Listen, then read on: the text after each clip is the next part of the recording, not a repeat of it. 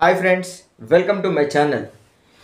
ఈరోజు మనం ఎపిసోడ్ చూసినట్లయితే మనకు రోహిణి ఎలిమినేట్ అయిపోయింది. సో రోహిణి ఎలిమినేట్ అవ్వటం ఏంటంటే ఒకనొకప్పుడు టాప్లో ఓటింగ్ ఫస్ట్ వీక్ స్టార్టింగ్లో టాప్లో ఉన్న తను ఎండింగ్కి వచ్చే వరకు దిగిపోయింది, డిక్రీస్ అవ్వకుండా వెళ్ళేది. దీనికి కారణం ఏంటంటే అందులో కొద్దిగా పర్ఫార్మెన్స్ తగ్గటం. ఇన్ ద సేమ్ వే తనకు ఇప్పటివరకు నామినేషన్లో రాకపోవడం, ఫిక్స్డ్గా ఉండే ఓటింగ్ వాళ్ళు అంటే కొంతమంది ఏంటంటే ఇప్పుడు నిఖిల్కి వేసేవాళ్ళు నిఖిల్కి వేస్తారు, గౌతమ్కి వేసేవారు గౌతమ్కి వేస్తారు, ప్రేరణకి వేసేవాళ్ళు ప్రేరణకి వేస్తారు. ఇట్లా చూసుకున్నట్లయితే వీళ్ళు నబిల్కు, ప్రేరణకు, నిఖిల్కు ఫిక్స్డ్ ఉన్నారు, గౌతమ్ కూడా ఫిక్స్డ్ ఉన్నారు.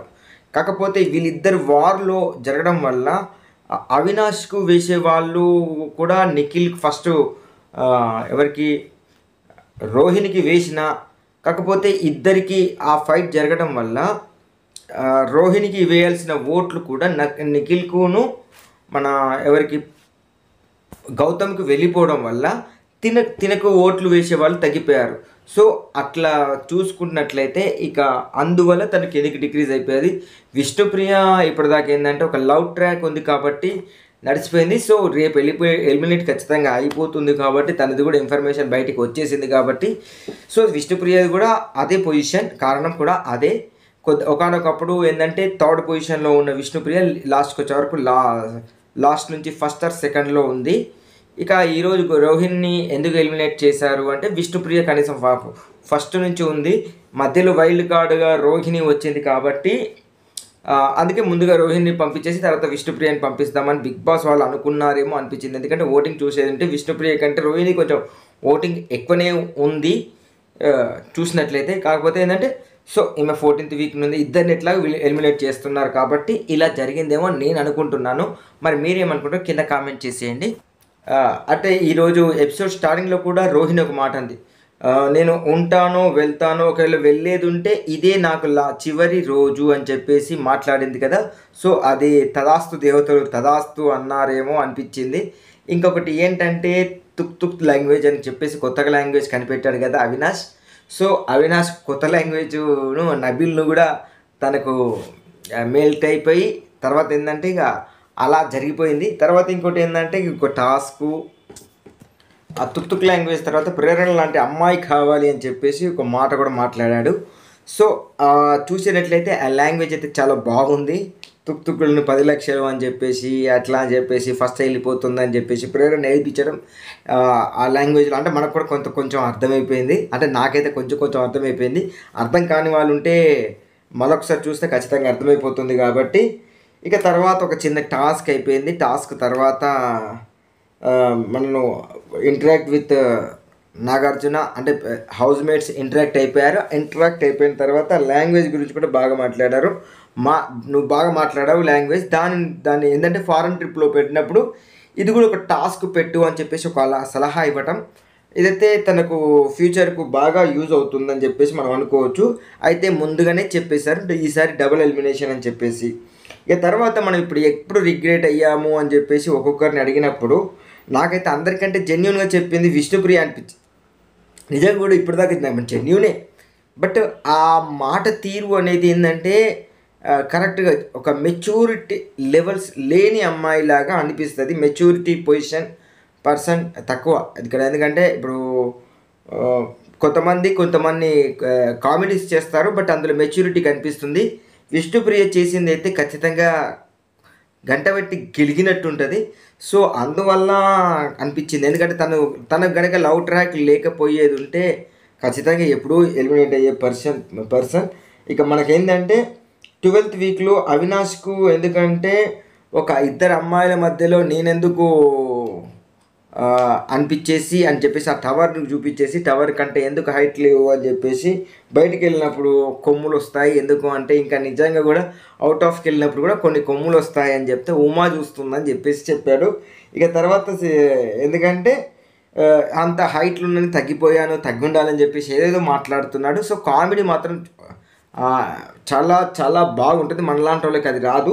సో మనం ముందుకు వెళ్ళిపోతూ ఉండాలి కాబట్టి తర్వాత ప్రేరణ 12th వీక్ నేను ఎందుకంటే నేను కెప్టెన్గా ఉన్నాను, కరెక్ట్గా చేయలేదు, అందరినీ హర్ట్ చేశాను, నేను కూడా హర్ట్ అయిపోయాను అని చెప్పేసి ఇక తర్వాత సంచాలకుగా డిసిషన్ కరెక్ట్ తీసుకున్నావా అని క్వశ్చనింగ్ వేస్తే సంచాలకుగా తీసుకున్నావా అంటే అది చాలా కన్ఫ్యూజన్గా ఉంది, నేను అసలు టై ఇద్దాం అనుకున్నాను, కాకపోతే ఇక టై ఇచ్చుడు అది గ్రేట్ కాదు కదా అని చెప్పేసి నాగార్జున అంటే మరి ఇక తర్వాత ఇంకా 2 రౌండ్స్ ఉన్నాయి కదా అప్పుడు చూడొచ్చు అని చెప్పేసి మొత్తానికైతే అలా జరిగిపోయింది. తర్వాత రోహిణి 10th వీక్ నా ఫ్రెండ్ ఎగ్ను అందులో పడేశాను, ఎవరి వల్ల అంటే హరితేజ వల్ల, కాకపోతే నా ఫ్రెండ్ను కాపాడుకోవాల్సి ఉండే ఎవిక్షన్ ఫ్రీ పాస్ ఇచ్చేసి అని చెప్పేసి ఒక మాట అంది.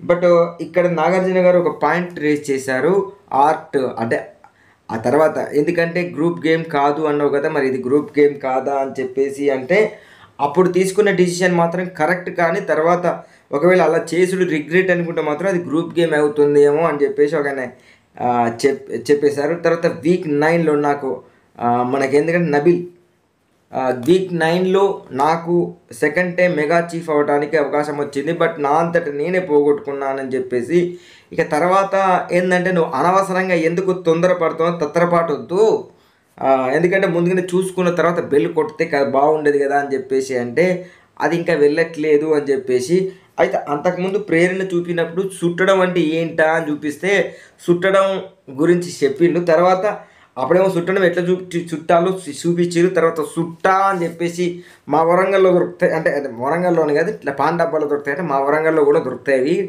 అని చెప్పేసి నేను చెప్తున్నాను, ఎందుకంటే మా వరంగల్ అబ్బాయి కాబట్టి. ఇక నెక్స్ట్ కాకపోతే వరంగల్కు కప్పు వస్తుందా లేదా అనేది డౌటే, కన్నడకి వెళ్ళిపోయేటట్టే ఉంది, కన్నడకి వెళ్తుందా హైదరాబాద్కి వెళ్తుందో తెలియదు, కానీ ఒకవేళ మిస్ అయితే మాత్రం ఖచ్చితంగా అది వరంగల్కి వచ్చే కప్పే. బట్ ఈసారి మిస్ అయిపోతున్నాం, నెక్స్ట్ ఇయర్ అన్నా మేము ఎవరన్నా మా వరంగల్ నుంచి ఎవరన్నా పంపించేసి ఎవరు అవ్వకపోతే మనమే పోదామంటే మనకు అంత సినిమా లేదులే అని పంపించేసి కప్పు కొట్టేద్దామని చూసిస్తామనుకుంటున్నాం.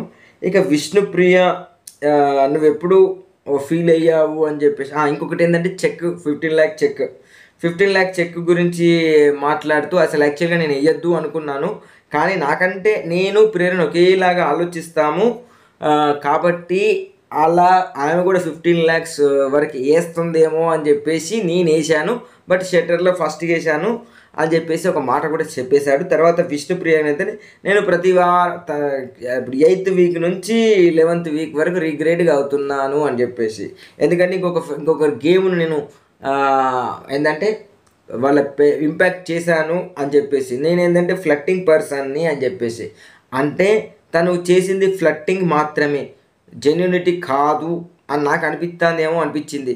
ఎందుకంటే ఇప్పుడు ఆయన పోయినాక కానుంచి గేమ్ సరిగా ఆడుతుంది అంటే ఆ ఫ్లట్టింగ్ చేస్తూ ఆయన మీద కాన్సన్ట్రేషన్ చేయకపోయేది ఉంటే నిజంగా కూడా మంచి గేమర్ అయ్యేదేమో అనిపించేసింది. కొంచెం మొన్నటి నుంచి కొంచెం గేమ్స్ బాగానే ఆడుతుంది, మాట్లాడుతుంది, కానీ చేతులు కాలినాక ఆకులు పట్టుకుంటే లాభం ఏంటి అని అనిపించేసింది. ఇక తర్వాత బ్రేక్ యువర్ టవర్ ఓకే తర్వాత నబిల్ది బ్రేక్ చేసింది కదా, చేయలే ఓకే. తర్వాత ఏంటంటే గౌతమ్ 6th వీక్లో నేను అది మన ఏంటంటే రిగ్రెట్గా ఫీల్ అయ్యానని చెప్పాడు. ఎందుకు అంటే తర్వాత ఇంకా చాలా విషయాలు డిస్కషన్లోకి వచ్చేసాయి. నేను ఫస్ట్ వచ్చేగానే నన్ను అశ్వత్థామ అనే విషయం బయట చాలా వెరైటీగా కలిసింది, బట్ అదే ఇక్కడికి వచ్చినప్పుడు రాగానే నేను కొంచెం బర్స్ట్ అయిపోయాను, సో అది నా తప్పు అని చెప్పేసి మాట్లాడాడు. తర్వాత ఈ వారం నువ్వేం రిగ్రెట్ కాలేదా అంటే నిఖిల్తో జరిగింది అని చెప్తే, నిఖిల్ది 1% ఉంటే నిజంగా కూడా ఈయనది 99% తప్పు ఉంది. ఆ తప్పును కూడా చూపించిన తర్వాత నిజంగా కూడా నువ్వు ఫీల్ అయ్యేది ఉంటే నేను సారీ అని చెప్పడం కూడా తప్పు, ఎందుకంటే వాడుకున్నాడుకును నీ ఆట తీరుకు అని చెప్పడానికి కూడా చాలా తేడా ఉంది. నువ్వు ఆడుకున్నావు అంటే నువ్వు ఎలా ఆడుతున్నావు అంటే కూడా నువ్వు ఎలా ఆడుతున్నావు, నువ్వు ఆడుకున్నావు, నువ్వు వాడుకున్నావు, ఎంత తేడా ఉంది అంటే ఆకాశానికి భూమికి ఉన్నంత తేడా ఉంది. సో అది కనిపెట్టలేకపోయిండు. సో మొత్తానికైతే నేను అట్లా అనుకోలేదు అంటే నిజంగా కూడా నీ హౌస్మేట్లు ఎట్లాగైతే ఆలోచిస్తున్నారో బయట జనాలు కూడా అలానే ఆలోచిస్తున్నారు అని చెప్పేసి మాట్లాడాడు. నీ టవర్ నేను కూలగొడుతున్నా అని చెప్పేసి గౌతమ్ టవర్ కూడా కూలగొట్టేశాడు. తర్వాత ఏంటంటే నిఖిల్కు 14th వీక్, ఎందుకంటే ఇన్ని రోజుల నుంచి నేను బర్స్ట్ కాలేదు, నా నోటిని జారలేదు, బట్ ఇది ఫస్ట్ టైం. అంటే ఏంటంటే తను చేసిన తప్పు, కాకపోతే ఇక్కడ గౌతమ్ ఏంటంటే తను చేసిన తప్పుకు ఒప్పుకొని ఆయన కూడా తప్పు చేశాడు అని చెప్పినప్పుడు స్కూల్ది స్టూడెంట్స్ విద్యార్థుల యొక్క డిఫరెన్స్ చెప్పారు చూసారా, అది చాలా బాగా అనిపించింది. నిజంగా కూడా అలానే ఉంటుంది. నెక్స్ట్ వచ్చేసి మనకు గౌతమ్ చెప్పిన తర్వాత నిఖిల్ది 14th వీక్ నేను నోరు జారాల్సి ఉండకపోయేది, బట్ డిఫెన్స్ చేసుకునేటప్పుడు ఈసారి అనుకోకుండా జారింది అని చెప్తే అక్కడ ఒక వీడియో చేశారు. కావాలని కొట్టలేదు, బట్ ఇంటెన్షన్గా కాదు, బట్ చూసుకునేది ఉండే అని చెప్పేసి మాట్లాడాడు. సో ఆ బే అనే మాట వచ్చడం తప్పు అని చెప్పేసి తను కూడా ఫీల్ అయిపోయి సారీ చెప్పారు. ఇద్దరు హగ్గులు చేసుకోవడం సరిపోతుంది అని చెప్పేసి ప్రేరణ కూడా ఒక మాట అంది. అయితే మధ్యలో ప్రేరణని అమ్మ అని చెప్పేసి మాట్లాడింది చూసినావా. అయ్యో, అదేంటంటే ఆటల్లో అనుకోకుండా నోట్లో నుంచి వచ్చే పదాలు. ఇప్పుడు ఏంటంటే కొంతమందికి టక్కున కొన్ని వర్డ్స్ అన్ని లోపల ఉంటాయి, సిచ్యువేషన్ వచ్చినప్పుడు టక్కున నోట్లోకి వెళ్ళి బయటకు వెళ్ళిపోతాయి. ఆ పదాలు అనేది చాలా జాగ్రత్తగా వాడుకుంటే బాగుండేదేమో అనిపించేసింది. ఇక తర్వాత ఈ ఎలిమినేషన్ రౌండ్ వచ్చేసింది. ఎలిమినేషన్ ఏంటంటే వీళ్ళందరిది కటౌట్ పెట్టారు, బట్ అవినాష్ కటౌట్ పెట్టలేదు. అయితే వీడికి ఎందుకు కట్అవుట్ అనుకున్నారేమో అని చెప్పేసి ఒక్కొక్కరు మాట్లాడితే కొన్ని కట్అవుట్స్ అవసరం లేదు అని చెప్పేసి నాగార్జున చెప్పిన డైలాగ్ మాత్రం భారీ ఎత్తున ఉంది. సో ఆ భారీ ఎత్తున డైలాగ్తో పైకి పొంగిపోయితే నువ్వు ఎవరిని ఇప్పుడు ఏంటంటే అందరు కట్అవుట్లు ఉన్నాయి, ఎవరు ఎలిమినేట్ అవుతారు అని చెప్పేసి ఎస్టిమేట్ చేయమని చెప్తే అక్కడ కరెక్ట్గా గెస్ చేశాడు. ఏంటంటే ఇప్పటిదాకా నామినేషన్లోకి రాలేదు కాబట్టి రోహిణి వెళ్ళిపోతుందేమో అని చెప్పేసి నాకు డౌట్ ఉంది అని చెప్పేసి ఒక మాట చెప్పాడు చూసావా. నిజంగా కూడా కరెక్ట్ క్లారిటీ ఉంది గేమ్ మీద, నీకున్న పట్టు అంటే నిజంగా కూడా పట్టు అదే. అందుకోసమే ఈయన ఏం చేసిందంటే ముందుగా ఫస్ట్ ఫైనలిస్ట్ అయిపోయాడు. సో రోహిణి కూడా సెకండ్ ఫైనలిస్ట్ కొంచెం కాన్సన్ట్రేషన్ చేసేది ఉంటే రోహిణి సెకండ్ కాంటెస్ట్ మన హౌస్ మేట్ అయిపోయేది. అప్పుడు ఏంటంటే వెరైటీగా ఉండేది గేమ్, ఇంకెవరు పోయేది అనేది. కాకపోతే అప్పుడు కనుక ఆమె కనుక పోయేది ఉంటే ఘోరంగా ఉండేది. బట్ తర్వాత ఏంటంటే ఇక జరుపుకుంటూ వెళ్ళిపోయింది. తర్వాత ఏంటంటే తను బయటికి వచ్చేసింది రోహిణి. తను ఏవి చూసినప్పుడు కూడా చాలా బాగా ఉంది. అయితే ఎవరు హీరో ఎవరు జీరో అంటే ఎవరు విలన్ అని చెప్తే ఆ హీరోకు ఖచ్చితంగా అవినాష్ పెడుతుంది. కాకపోతే తను బయటికి వచ్చే ముందు రోహిణికి నిజంగా కూడా అందరికి థ్యాంక్స్ చెప్పారు. ఎందుకంటే నువ్వు ఒక పులివి కరెక్ట్గా ఆడుతున్నావు అని చెప్పేసి నీకు అభివందనం అని చెప్పేసి హౌస్ మేట్స్ మొత్తం అన్నారు చూసారా. అటువంటి అప్రిషియేషన్ ఇప్పటివరకు బిగ్ బాస్ చరిత్రలో ఎవరు చెప్పలేదు. నిజంగా కూడా అందరూ ఉన్న హౌస్ మేట్స్ అందరూ కూడా నువ్వు చాలా బాగా ఆడావు శివంగివి అని చెప్పేసి చెప్పడం మాత్రం కరెక్ట్. అది తను చేసిన పొరపాటు ఏంటంటే ఎప్పుడు కూడా నామినేషన్లోకి రాకపోవడం, అంటే వాళ్ళు కూడా నామినేషన్లో పెట్టకపోవడం కూడా ఒకందుకు కారణమేమో అనిపించేసింది. అసలు చాలా పీక్ పొజిషన్లో తన నామినేషన్లోకి వచ్చేది ఉంటే తనకు కొన్ని ఓట్లు పడేది. సో అలాంటి తన తర్వాత గేమ్ అలా వెళ్ళిపోయినప్పుడు తనకు కూడా ఓటింగ్ అనేది పడుతూ ఉండేది, బాగుండేది. బట్ అక్కడ మిస్ అయిపోయింది కాబట్టి తను బయటకు వచ్చేసిన తర్వాత తన వీడియోలో కూడా చాలా బాగా చూసుకున్నాం. తర్వాత ఎవరు హీరో ఎవరు విలన్ అని చెప్పేసి చిన్న టాస్క్లో ఏంటంటే అవినాష్ది నిజంగా కూడా హీరో, కాకపోతే ఏంటంటే ఆర్ట్లో నుంచి టీఆర్ వెళ్ళిపోయింది. ఫస్ట్ టీ పోయింది, తర్వాత ఆర్ కూడా వెళ్ళిపోయింది. ఇక్కడ మిగిలింది ఒక్కటే, ఏం చేస్తాం అన్నట్టుగా మాట్లాడారు. సో ఆర్ట్ అనేది చాలా గ్రేట్ అని చెప్పేసి ఏదో మాట్లాడడానికి ట్రై చేశారు కానీ అది కాదు. తర్వాత నెక్స్ట్ వచ్చేసి మనకు గౌతమ్ 2.0 ఏంటంటే ఒకానొక సమయంలో వెళ్ళిపోతాడు అన్న పర్సన్ ఇప్పుడు స్ట్రాంగ్ పర్సన్ అయిపోయాడు. అందుకోసమని తర్వాత ప్రేరణ నువ్వు లేడీ హీరో అని చెప్పేసి మాట్లాడడం. విలన్ విష్ణుప్రియ నువ్వు చిన్న గేమ్లు అనుకుంటావు, బట్ చిన్న వర్డ్సే కానీ చాలా హర్ట్ అవుతున్నాయి అని చెప్పేసి. ఆ తర్వాత నిఖిల్ నువ్వు కొంచెం ఏంటంటే బయటికి రావాల్సిన టైంలో రాలేదు, లాస్ట్ మూమెంట్లో వచ్చావు. ఫస్ట్ నుంచి ఇలానే ఉండేది, నీకు గేమ్ బాగుండేది, బట్ ఇప్పటికైనా ఛాన్స్ ఉంది బయటికి రా అని చెప్పేసి మాట్లాడటం. తర్వాత నబీల్కు కూడా అదే మాట చెప్పాడు, నువ్వు ఆట బాగానే ఉంది కానీ చిన్న పొరపాట్లు ఉన్నాయి అన్నట్టుగా చెప్పింది. అంతే ఈ రోజుతోటి ఈరోజు ఇది నా రివ్యూ కనుక నచ్చినట్లయితే లైక్ చేయండి. నా రివ్యూస్ అందరికీ అందేలాగా షేర్ చేయండి. మా ఛానల్ని ఖచ్చితంగా సబ్స్క్రైబ్ చేసుకోండి. Thank you.